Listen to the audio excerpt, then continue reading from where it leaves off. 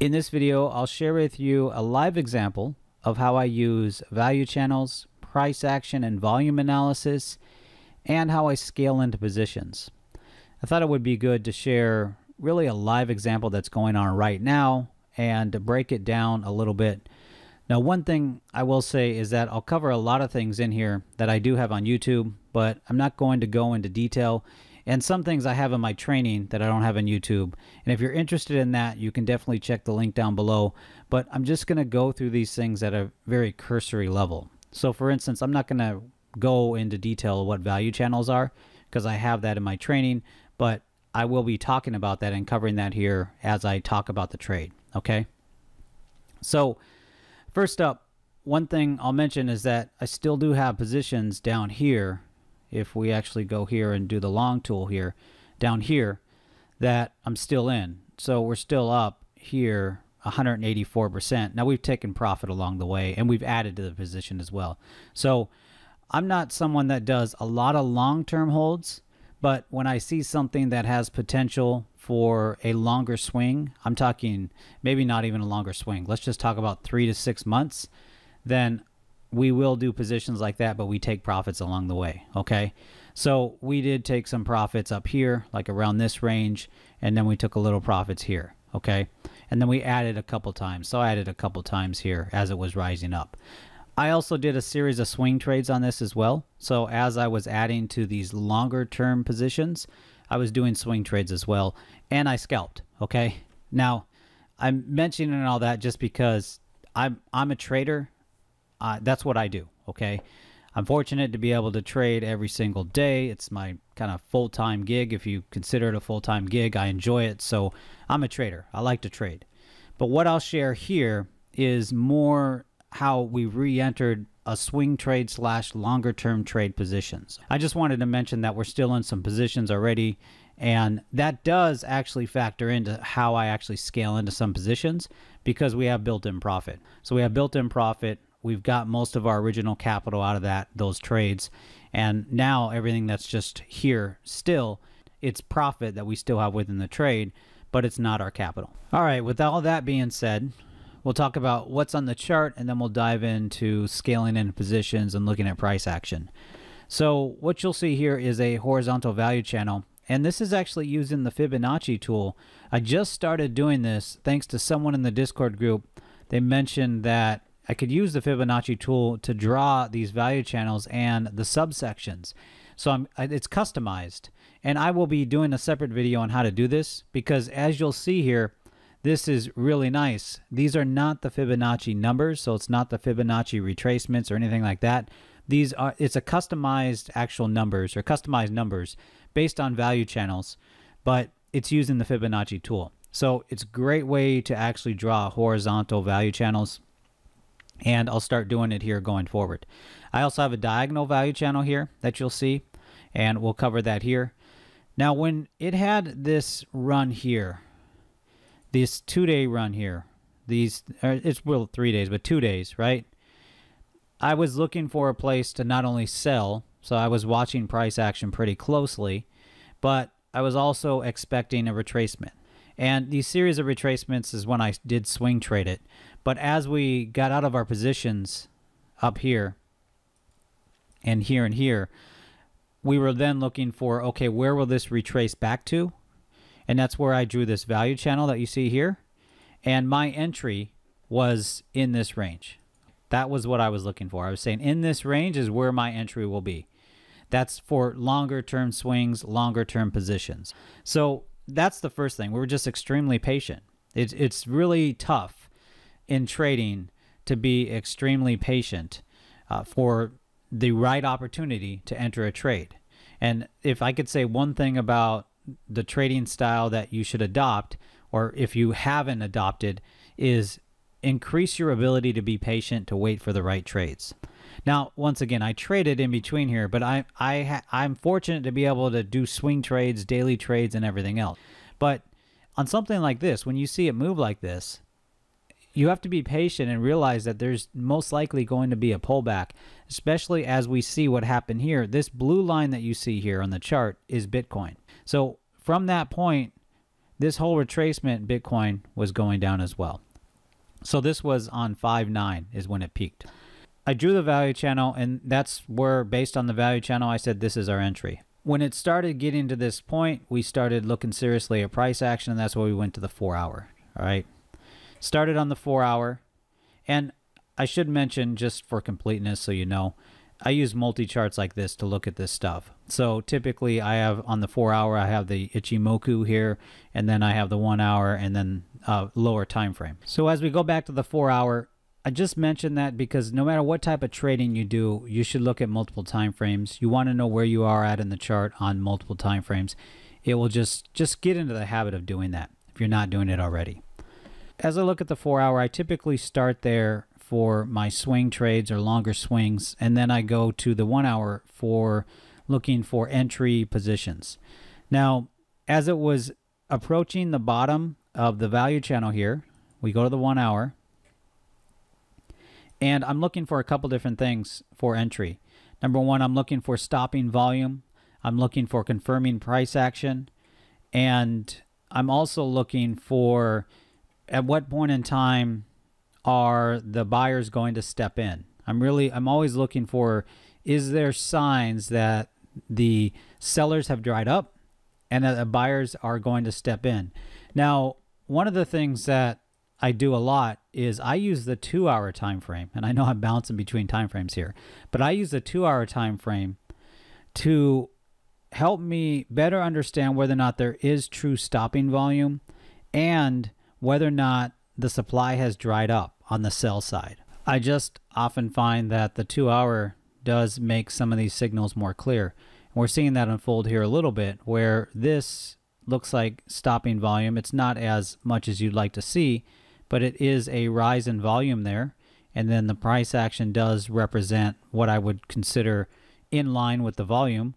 And then we get the confirmation, the next 2-hour candle. And that actual confirmation has the break of the value channel, the bottom. So here's the break of the value channel, and then it goes above it again. That's a good sign. And this is actually a good point to talk about where we entered our first trade. So on the first trade that I entered, let me get the exact number here, and it is 1362. So we entered our first trade at 1362 right here on this actual candle here. So on this one back here. And I know if you're in the training, I have a specific way that I talk about entering on breaks of value channels. My trading system that I do is a little bit different than what I recommend for people that are just learning about value channels, but I also did enter there as well. So we'll get to that here in a second. All right. I just wanted to mention that for people that are in the training and say, well, that's a little bit different than exactly what you say is the best entry for value channel entries. Well, this position that we entered here was a smaller position. So part of how you manage risk is not only having stop losses and how you actually trade, but actually position sizes is one way to manage risk. So this position here, the first one, we just kind of dipped our toe in and started with a 5% stop loss. Now, I should not mention this trade also without saying, well, why did I enter it and where did I expect it to stop? Because you should not enter a trade if you don't have profit targets, if you don't have an idea of where you're going to be out of that trade. Just should not enter a trade just because you think it's going to go up. You need to have some kind of targets. So as we look at the daily here, my expectation here is a couple different things. When I was looking at this, is we had the value channel. My expectation at a minimum was a retest of the middle here. So all these trades that I'm doing, I'm looking at retest of the middle and then retest of 75% of this run. Okay, that's where I'll be looking closely at price action to see, is it going to continue pull back or is it going to gain strength and break through here? Is it going to move like this and then move like this and then move like this and then move like this and then move like this? Okay, all the trades that I'm talking about here, going forward, I'm going to be watching price action value channel levels, various other things to confirm that it's going to follow this pattern. The second that I don't think it's going to follow this pattern, then I'll get out of all the trades, or I'll scale out of some of them and stay in some of them, because you never know, okay? But that's my expectation on entering all these trades. So that's what I'd like to see. Of course, the market, for some reason, never gives me exactly what I'd like to see. And whoever is in charge of the market, if you do know them, you might want to tell them to start doing that. So as we go back to the actual 1 hour time frame, we'll talk about the second trade that I entered. Okay. So the first trade, 5% stop loss, entered before it actually retested the value channel. My expectation there was that it most likely was going to retest the bottom here of the value channel, and that I could watch it, and because I was going to get in anyways, I was going to enter on the break if there was a break, and that's what happened. So let's scroll in here. I'm trying to scroll in a little bit more in these videos so you can actually see. So the second position was here. Let me make sure I have the right number. 1389. So here was the second position. And this was a larger position, because I got confirmation that it looked like it was going to close clearly above the value channel. And I did anticipate that it might retest, but it never retested the bottom of this value channel. It has yet retested the bottom of this value channel. So the second position was here. Same stop loss as before. So it's a 5% stop loss. And one thing I mentioned, if you haven't watched the stop loss video that I do have on YouTube, is that I pretty much use 5% stop losses now. And if my trade setup says that a 5% stop loss will not work in that position, then I will not do the trade. The other thing is that if the stop loss is in a position where I think the market wants the stop loss to be, I won't enter the trade either. So I have some pretty hard, fast rules in the way I trade these days that I've adopted based on just my experience of being in the market for quite a while. As we go to this next trade, this is the next trade that we did. And I was looking to add to this position with the consideration that it continued to show an upside. Now, those are the two positions. Now, as we look at this here, once it got to this point, I drew the diagonal value channel here. And I've been trading off this diagonal value channel, updating it. I drew it on the 4 hours, so I didn't draw it on the 1 hour. I drew it on the 4 hour time frame. And I've been trading off this value channel since it's tested the bottom. So I've updated it obviously as price action has moved, but really I haven't had to update it because right here, at this point in time right here, I really haven't had to update it because it's continued to trade within the upper diagonal value channel. And that's what I'm doing as we talk about the next couple trades, is I'm continuing to look at price action, and I'm continuing to look for confirmation that the uptrend is still intact and that there is still a continued upside to this. And there's a couple ways to do this. First up, you should be watching price action. Does it stay within the value channel? And it's doing that. Is there strength in volume? Is the price action matching that? You're also looking for consolidation ranges. And that's a good example of the next entry that I made. Because as you're looking at this as well, you're also saying, do I want to add to this position? If you have a trade that has worked in your favor, you oftentimes don't know why it's working in your favor. You just know that you followed all your fundamentals of your actual trading system. And sometimes it's wise to add to that trade as it continues to work out. And that's what I've done here. So as it was retracing from the bottom, I was looking for an opportunity to add, but I'm looking for some very clear signs of consolidation and supply drying up. And at this point in time is where I see that. It just happens to be the bottom of the value channel. And once it had that and the first candle to break through there, now I didn't have the value channel quite drawn yet at this point in time in this trade. I did enter another trade at here, right here, 1469. So entered another position there, pretty much the same size as before because I continued to see strength. I did feel that this was supply drying up, and if you look at the 4-hour time frame here, or not 4-hour, but 2-hour here, the range is getting tighter. You're seeing stopping volume in addition to range getting tighter, and then volume is a little bit less. So sometimes it's a sign that supply is drying up. I looked at that. What did I do for a stop loss? You can guess it, 5%. Fit my rule.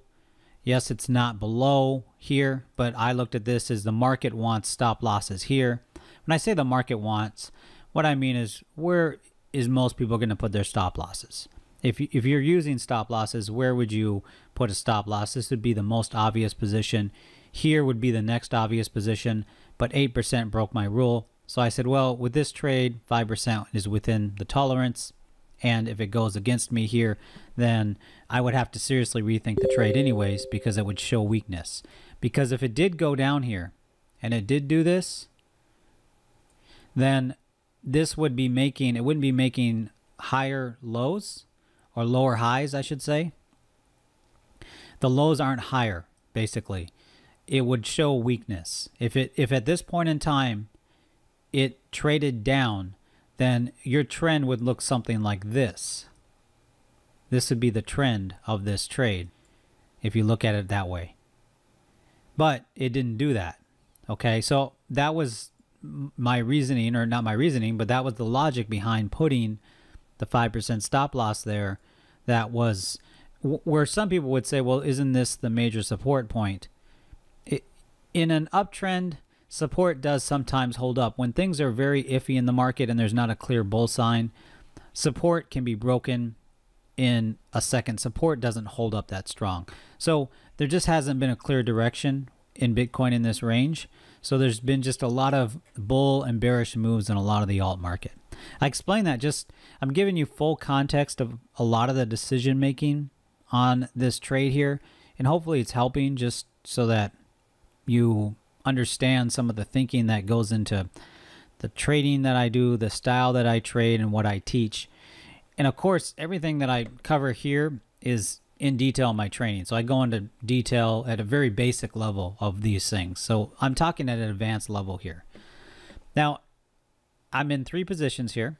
This one has worked out. And right now, if we look and see, well, at what are we up right now on this position? Roughly about 10%. And we also added one more position here on this retracement here.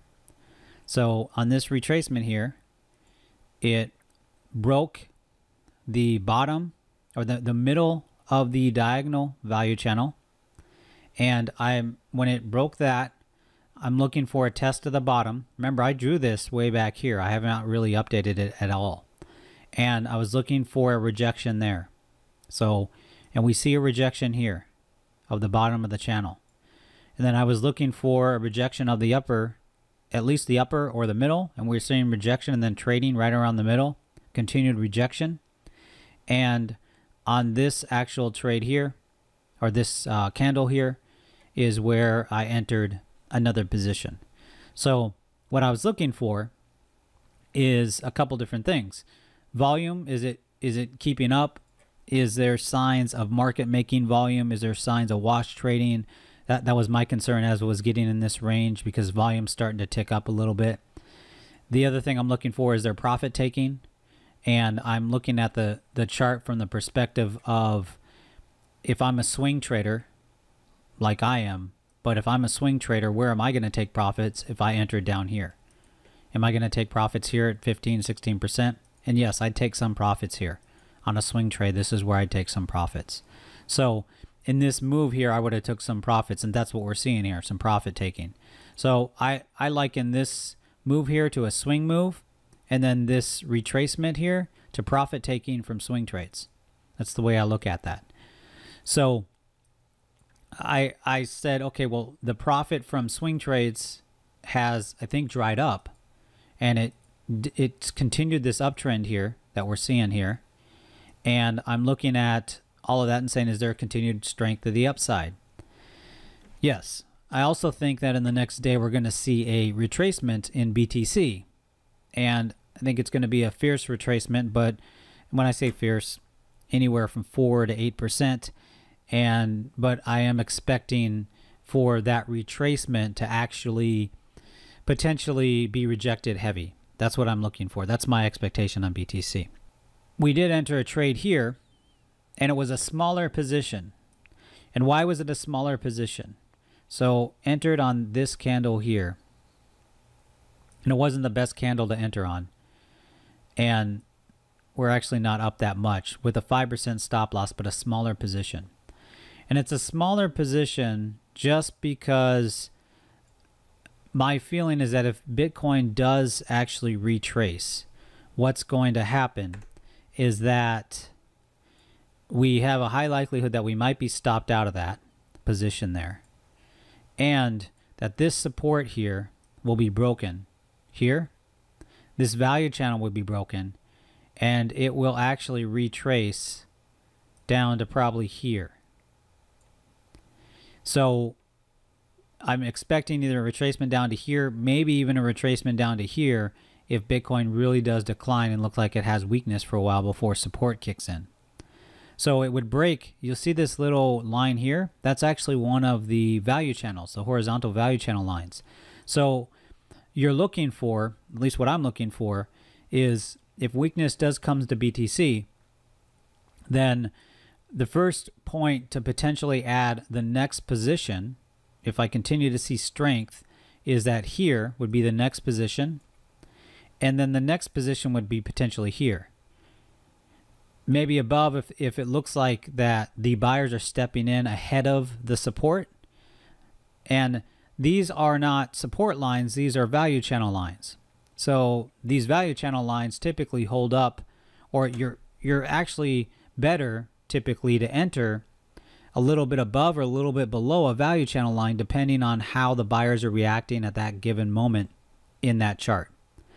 I typically enter below a value channel right here because I know it, or a value channel line, and this is a subline of the value channel. And I know I'm talking, if you're just watching my videos, you're probably wondering all this terminology I'm throwing out.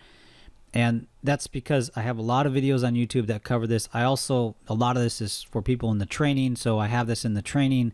So I have a lot of these concepts already really explained in full detail at a beginner level, but I'm using all these concepts for the trading, okay? So I'm looking for a retracement here, and that retracement is going to come with a move down of BTC. And you see the blue line here, this is BTC, and it's been trading in this range pretty much all day. Did have a little bit of run, but it's been trading in this range. So I'm expecting some weakness, and if it doesn't come, then great. I won't be stopped out of this trade because I believe that this upside will continue. At least that's what I'm looking for, and we might then add to the trade. So I'm looking for two entries at this point in time.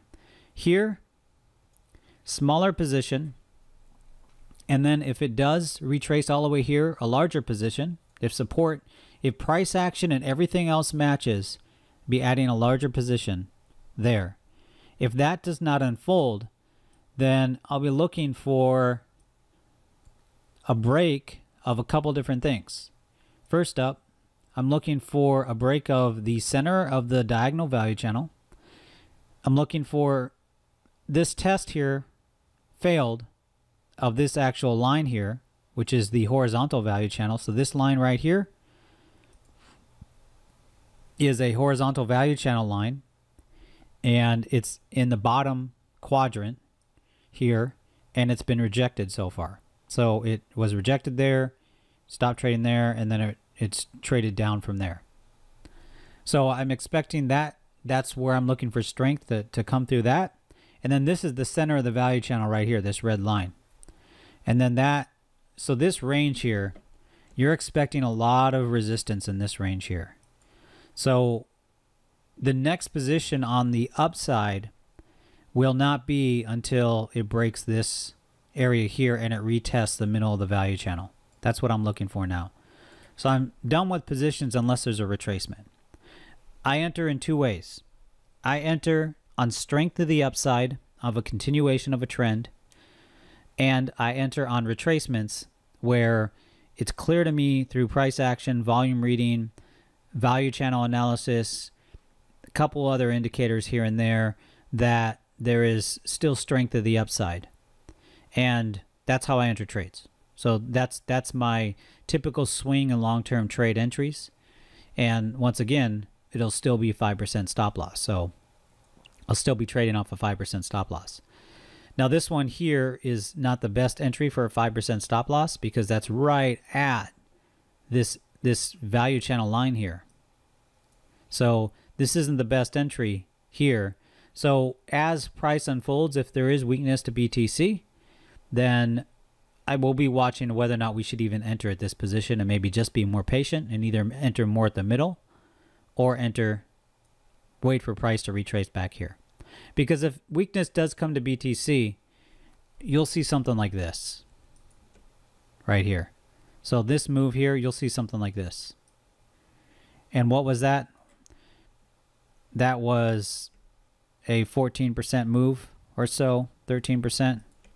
So that puts it right down right here to this support level here. So, and I didn't go exactly off what the price is now, but that puts it right around here. So if some weakness does come to actual BTC, then I expect to see that type of retracement and panic selling, especially below this actual here, this support area here. I expect it just to break through that. And then we'll continue down. And then at this point in time, you'll start to see, once it breaks through here, and if it continues, what will happen typically is that here it'll slow down a little bit, and then panic selling will kick in, and then it will just kick it back here. And then you'll see some rejection.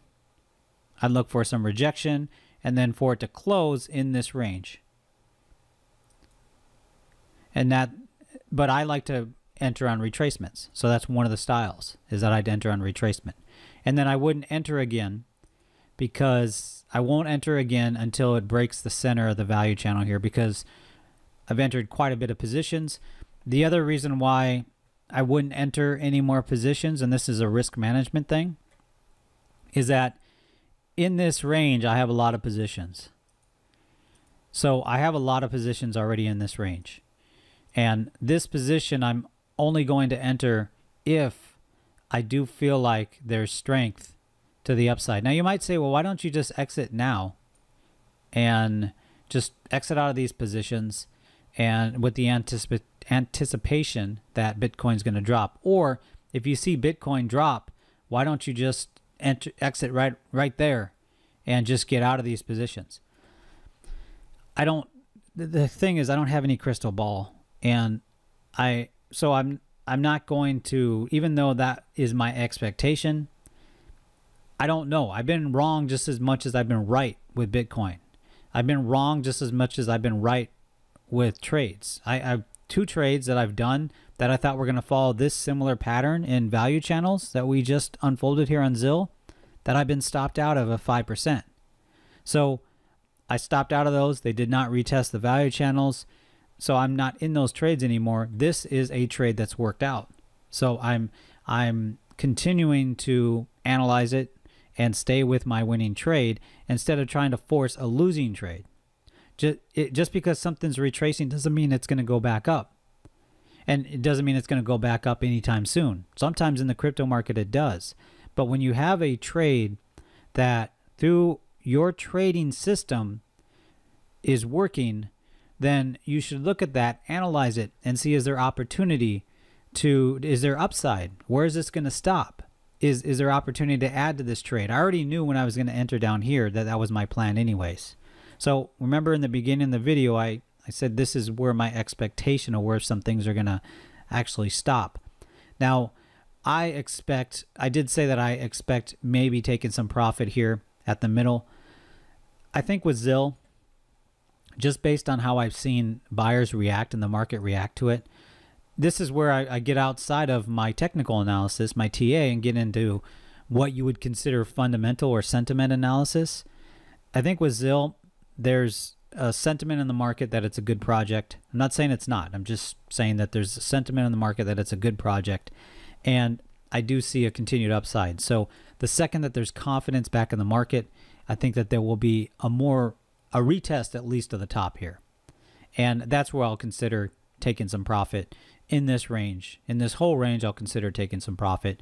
And then maybe if it continues to strength, I'll just take profit above, and then maybe I stay with the positions if it looks like it's going to bounce off the top. There's a lot of expectation here in the market at this given time. So if you're watching this video sometime in the future, at this given time in the market, my feeling of the sentiment is that the alt market, as you see here, and Bitcoin has been on the decline. And if we go to the daily, you'll see it. So this has been obviously on a decline. And Bitcoin is this blue line, and you'll see it peaked here, and it's been on a decline. And it's sort of bottomed out.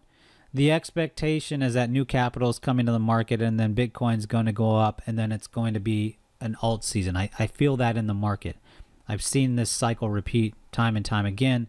So it's kind of what I'm seeing now. So my expectation on that is, if that happens, then this top with the excitement around ZIL, I think it will break this top of the value channel and continue up. Obviously, I'm not giving you any trade advice. I'm not saying trade it. I'm not saying that it's going to do that. I'm not saying that you should buy it. That's obvious, but that's my expectation. So I'll be watching it closely and maybe even add to it as it breaks these various levels. And I think that there's still strength. And I do expect some pullbacks as well. So it's not going to be all the way up. It's not going to go like this. It's not going to just go straight up and just continue up forever. And that's actually a good point. Let's just talk about the long term of this. At this point in time, I'm still extremely long on this position. That's why I'm adding to it. That's why I'm continuing to add to it, because I think that there's strength of the upside. I think there will be continued strength of the upside.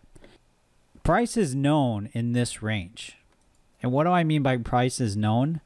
Meaning that the value has been defined. That's how we can draw a value channel here, obviously, because the value has been traded in this range. It's actually been traded up here. Someone bought up here. So value has been defined in this here. Actually up to here. The way to look at this is that value from this point has been defined, meaning that someone has bought at that point. So value has been defined. The second that it crosses here, value will be redefined. And there's one of the things that you can do. I know it's appealing to buy things that are cheap, but when value is being redefined, that's some of the best times to buy. And if you can catch those early, like I'm trying to do here, that's what I'm really looking to do here for a longer term trade, is that I'm looking for this trade to break this channel, and I'll be watching closely as it gets to the point where value has been rejected. The value of this, the market has rejected the value of this at this level. And as it approaches this point in time, my expectation is that value will be redefined for this. And then I'll be looking at what point in time will this value seem like too much to the people that are interested in this. And that's a whole new, it's beyond this video because we're not there yet.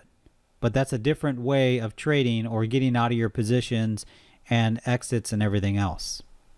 But that's when I talk about breaking of this upper value channel.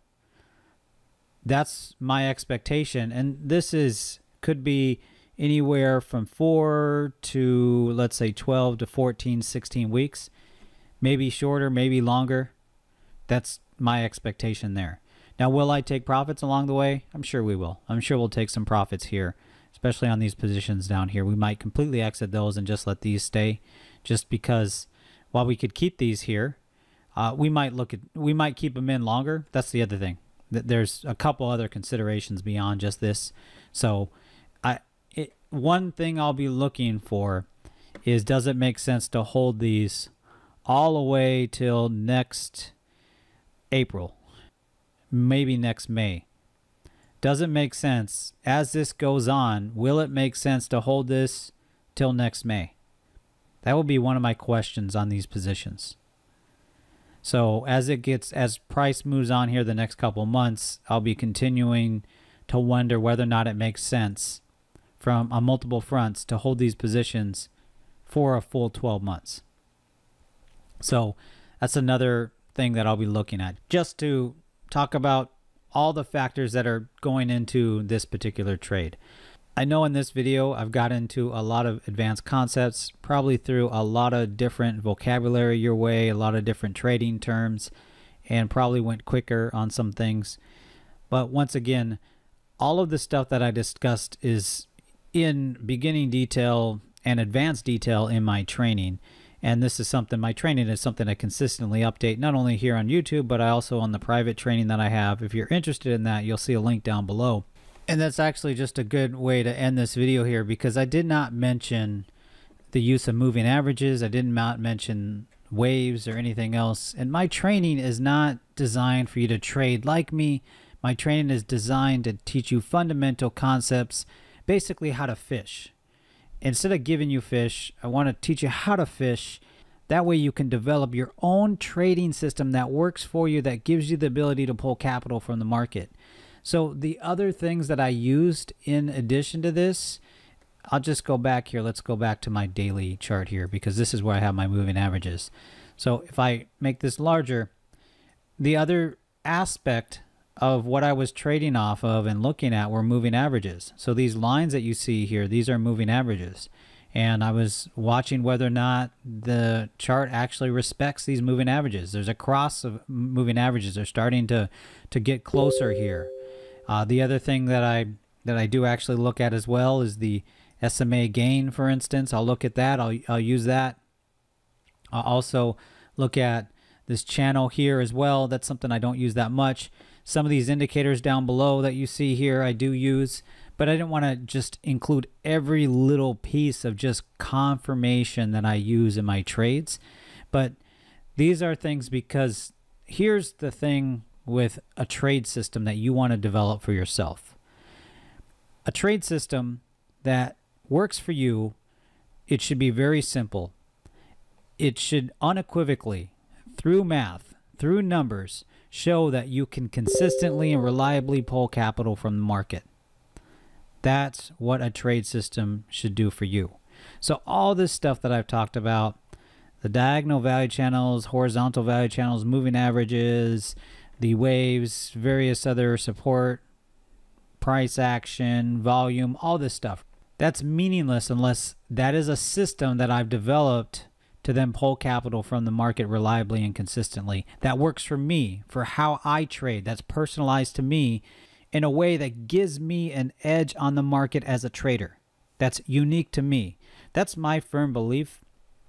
A lot of my videos, I do share how I do things, but I try to make it very clear that this is how I trade, and you should develop a system of trading that is unique to you. Every trader that I've talked to, successful trader that I've studied or talked to myself, they all trade a different style, a different system that's unique to them. But there's some fundamental things that they all have in common, and that's really what I cover in my training. I cover, here's the fundamental aspects of giving you an edge. Now take these fundamental aspects and develop a system for how you trade, the style of trades, the time you have. You might only be able to trade once a week. In that case, then you have to trade a certain way, but take these fundamentals and trade that certain way. So I mention that just because oftentimes I don't want to overwhelm with the type of information I put out, because I'm pretty advanced and I know that, but I always try to bring it down to a level that I think that someone that isn't advanced can follow along and get value from, because that to me is the whole point of doing this stuff. It's not to confuse you or make you seem like I'm so smart or anything else like that. Some of this also is for me to grow as a trader. So I'll share a lot of these videos I do so I can grow as a trader, because as I go through these things and I explain them and I detail them, I grow as a trader every single video that I do. So that's something to keep in mind as well, is that there's a very personal reason why a lot of these videos I do, because I have to consciously think about how I put these together in a way that I think will be informational for you and that will be of value for you. And in order for me to do that, I have to actually think through a lot of these strategies that I employ just subconsciously, just that I've developed within my system. I'm probably going on way too much, but I thought I'd explain just a little bit, because I don't think I've explained that much on a lot of my thinking and doing some of these things. So as we end here the video, we are seeing some rejection here. I will do an update, I'm pretty sure, in the future of how this trade unfolds, but that'll be probably in a couple weeks. Or if I just take profits early, I'll do an update and say, this is what I saw in this trade. Here's why I took profits on all these positions. So however this unfolds, I'll do an update sometime in the future. So if you're not subscribed, definitely subscribe to the channel. Down below in the description, you'll see links to various tools that I use. Also a link to the Discord group, so definitely join us there. And I look forward to seeing you in the next video.